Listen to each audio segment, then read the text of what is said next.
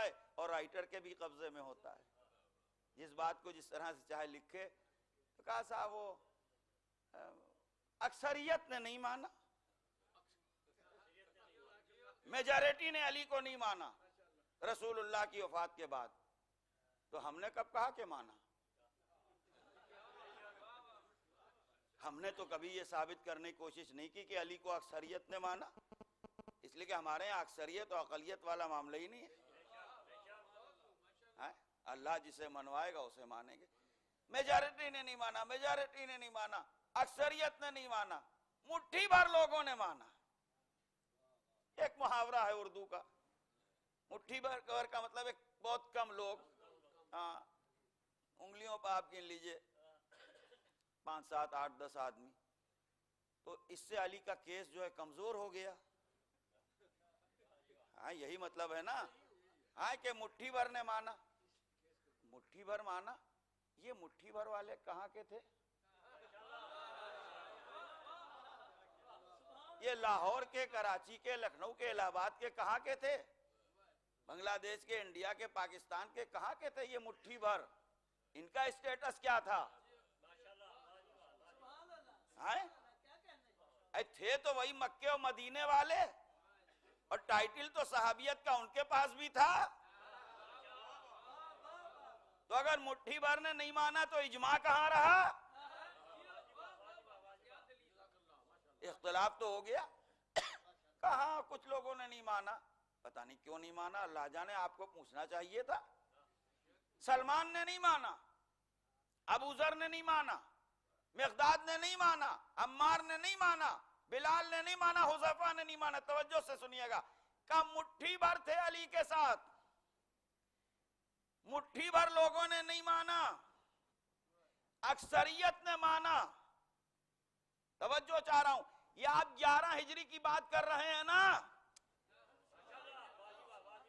یہ 11 ہجری کی بات ہے جس میں کہا جاتا ہے اکثریت نے علی کو نہیں مانا، مٹھی بھر لوگوں نے مانا. مگر جب ہم نے تاریخ کی ورق گردانی کی تو عجیب بات ہم نے دیکھی. 11 ہجری میں جو میجارٹی کی سمجھ میں نہیں آیا تھا، 36 ہجری میں سب کی سمجھ میں آ گیا.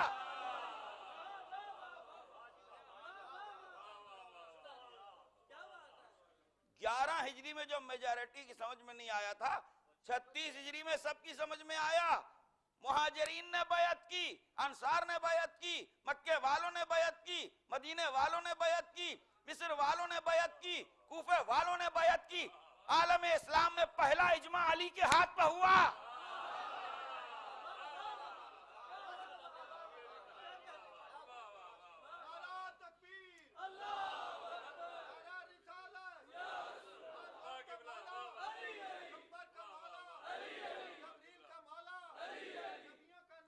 آپ نے توجہ فرمائی؟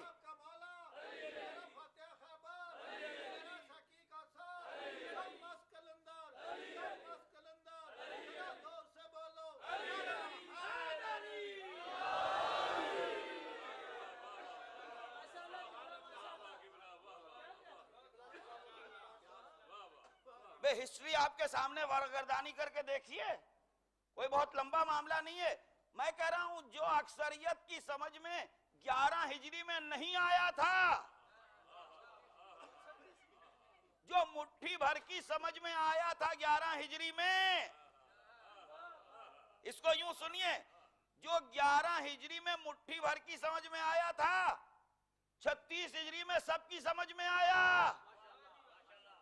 مگر جو اس دن مٹھی بھر کی سمجھ میں نہیں آیا تھا، آج تک سمجھ میں نہیں آیا.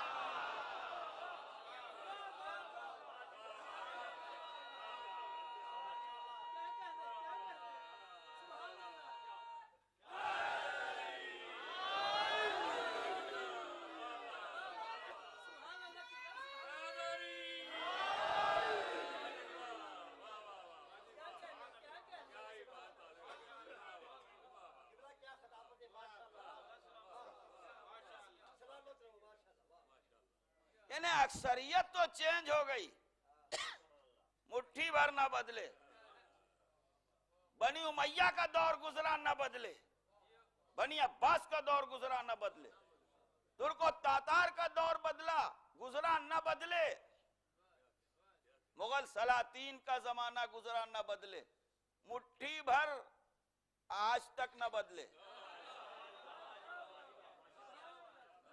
مٹھی بھر آج تک نہ بدلے۔ بقول عرفی کہ بے برگی من داغ نہد بر دل ساما،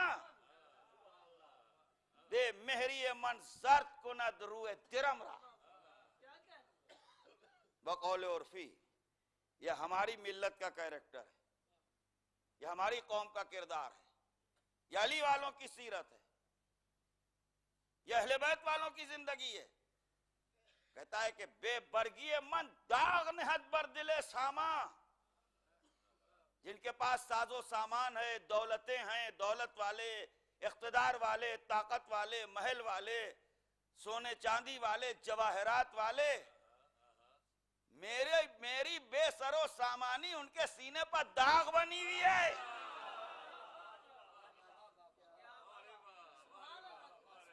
بے برگی من داغ نہد بر دل ساما، تاج و تخت کے باوجود جل رہے ہیں، کچھ سمجھ میں نہیں آ رہا ہے، ہم خاک پر بیٹھے ہیں اور مسکرا رہے ہیں، رشتہ بھی تو ابو تراب سے ہے۔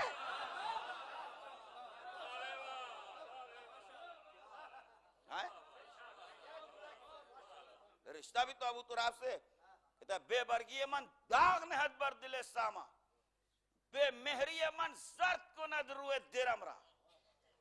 لوگ پیسے کوڑی کی طرف، دام و درم کی طرف دوڑتے ہیں اور ان کا دین بک جاتا ہے، وہ خود بک جاتے ہیں، مگر بے مہری یعنی میری بے اتنائی، بے توجہی، میں مڑ کے بھی نہیں دیکھتا، لوگ بک رہے ہیں میں مڑ کے بھی نہیں دیکھتا، بے مہری من زرد کند روئے درم را، درم کے چہرے کو زرد کر دیتی ہے میری بے مہری۔ اب اس میں ایک لطف یہ بھی ہے کہ سونا کا کلر جو ہے وہ زرد ہوتا ہے، یعنی میری بے سر و سامانی کو دیکھ کے سونا جو ہے وہ بھی گویا زرد ہو جاتا ہے۔ یہ شاعری کا بھی ایک لطف ہے۔ تو وہی معاملہ دوستداران اہل بیت کا ہے کہ تاج تو نہیں رہا، تخت تو نہیں رہا، حکومت تو نہیں رہی، سلطنت تو نہیں رہی، مگر ایسا ولایت کا خزانہ ہے کہ تخت والوں کو ہم کبھی خاطر میں نہ لائے۔ اس لیے کہ علی کا مسئلہ یہ ہے کہ علی کا دشمن تاج پہننے کے بعد بھی ذلیل ہوا، علی کا مخالف تاج و تخت حاصل کرنے کے بعد بھی رسوا ہوا، علی کا چاہنے والا دار پر جا کے بھی معزز رہا۔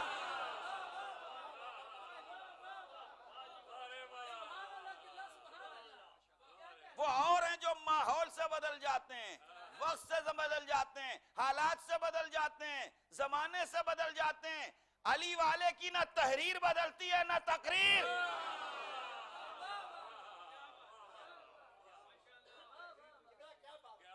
بدلتا وہ ہے جس میں نقص ہو، بدلتا وہ ہے جس میں عیب ہو، بدلتا وہ ہے جس میں خامی ہو، بدلتا وہ ہے جس میں خرابی ہو۔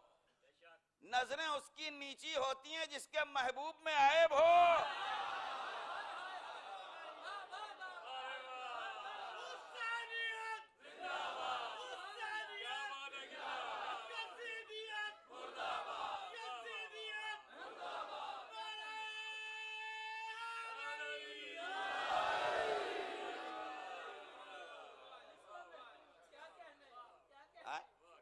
لوگ نشانہ بناتے ہیں محبت اہل بیت کو، محبت پر کوئی پہرا نہیں ہے، کس نے پہرا بٹھایا ہے؟ اے مانگی ہے تو اللہ نے، اس سے لڑیے۔ بھئی قرآن اس کا ہے، مودت اس کی بھیجی ہوئی۔ قُلْ لَا أَسْأَلُكُمْ عَلَيْهِ أَجْرًا إِلَّا الْمَوَدَّةَ فِي الْقُرْبَى، سورہ شورى کی آیت ہے۔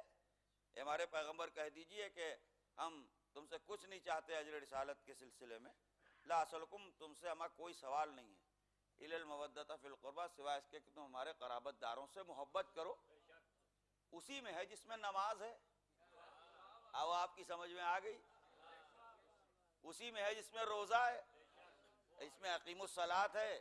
اسی قرآن میں یہ ہے جس میں آتوا الزکوٰۃ ہے. اسی میں یہ ہے جس میں کتب علیکم الصیام ہے. اسی میں تو ہے. اب وہ سب آپ کے سگے ہیں اور یہ سوتیلی ہے. بھئی یہ عجیب معاملہ ہے. اسی قرآن میں ہے. تو ایک صحابی نے اٹھ کے پوچھا یا رسول اللہ قربہ سے مراد کون؟ تو منبر سے ارشاد فرمایا قربہ سے مراد علی ہیں، فاطمہ ہیں، حسن ہیں، حسین ہیں.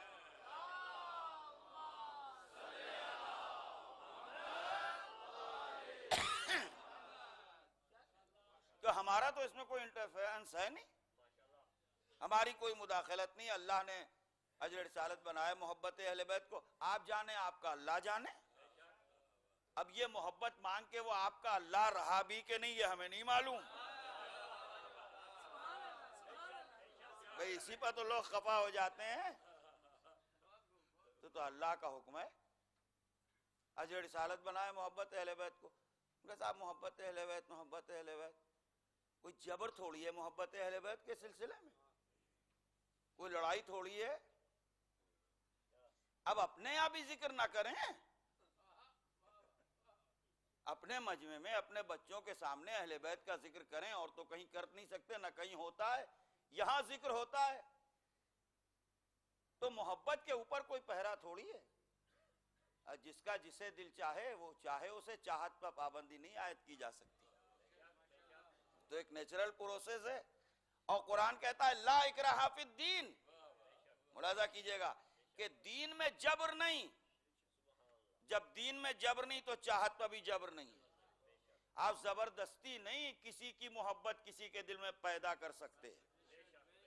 وہ تو دل خود مڑتا ہے کسی نہ کسی کی طرف. بھئی ہے کہ نہیں، کسی سے محبت ہو جاتی ہے، کسی سے نہیں ہوتی. عام زندگی میں بھی یہ ہوتا ہے. مگر ایک بات ہے، تصویر کے دو رخ ہوتے ہیں اور سکے کے بھی دو رخ ہوتے ہیں اور تصویر کے بھی دو پہلو ہوتے ہیں. اس بات کو سمجھ لیجئے گا تو آپ کو لطف آئے گا. اور جیسے ایک ورق ہوتا ہے، اس کے دو پیج ہوتے ہیں، ایک ادھر ایک ادھر. ذرا اس سے پیج کو جدا کر کے دکھائیے. ایک پیپر ہے، ایک ورق ہے، ایک طرف لکھا دوسری طرف سادہ ہے، ادھر بھی ہم نے لکھا، اسے پیج کہتے ہیں. ادھر لکھا ادھر لکھا. ان دو کو الگ کیجئے آپ. اب یہ کیسے الگ ہوں گے؟ میں یہی پڑھنا چاہ رہا ہوں. جیسے دو پیج الگ نہیں ہو سکتے. توجہ سنیے گا. ایک ورق کو دو حصوں میں آپ نہیں بانٹ سکتے. سکے کے دو رخ ہوتے ہیں، تصویر کے دو رخ کہے جاتے ہیں. تو یعنی یہ توأم ہیں، جڑے ہوئے ہیں. توأم ہیں یعنی جڑے ہوئے، ایک کو دوسرے سے الگ نہیں کیا جا سکتا. ویسے ہی بھائی صاحب دیکھیے، ایک تھیوری ہے اور ایک فلسفی ہے، اس کو آپ سمجھ لیجئے، تب اہل بیت کی محبت کا معاملہ ذرا آسان ہو جائے گا اور دوسروں کی محبت کا معاملہ بھی آسان ہو جائے گا. وہ کیا ہے؟ وہ یہ ہے محبت پر کوئی پہرا نہیں ہے. میں آپ سے محبت کرتا ہوں، آپ ان سے محبت کرتے ہیں، یہ مجھ سے محبت کرتے ہیں. محبت پر کوئی پہرا نہیں ہے. کوئی زبردستی تھوڑی ہے کہ آپ انہیں چاہیے انہیں نہ چاہیے. محبت پر کوئی پہرا نہیں. شعراء میں لوگوں کے پسندیدہ شعراء ہوتے ہیں، خطبہ ہوتے ہیں. دوست، سب دوست برابر نہیں ہوتے، سب عزیز برابر نہیں ہوتے. کوئی کسی کو چاہتا ہے، کوئی کسی کو چاہتا ہے. یہ تو ایک عام بات ہے. مگر وہ چیز جو جڑی ہوئی ہے وہ اب پڑھ رہا ہوں. محبت پر کوئی پہرا نہیں. جس کا دل چاہے جس سے محبت کرے. آپ مجھ سے بے پناہ محبت کرتے ہیں میری وجہ سے یا میرے برادر محترم کی وجہ سے. ہمارے کفایت صاحب محبت کرتے ہیں، توصیف صاحب ہیں محبت کرتے ہیں، بہت چاہتے ہیں. کوئی روک دینے محبت کرنے سے؟ کہا صاحب یہ کوئی اچھی زبردستی ہے. مگر ایک چیز جڑی ہوئی ہے اس سے، دل سنبھال کے سنیے گا.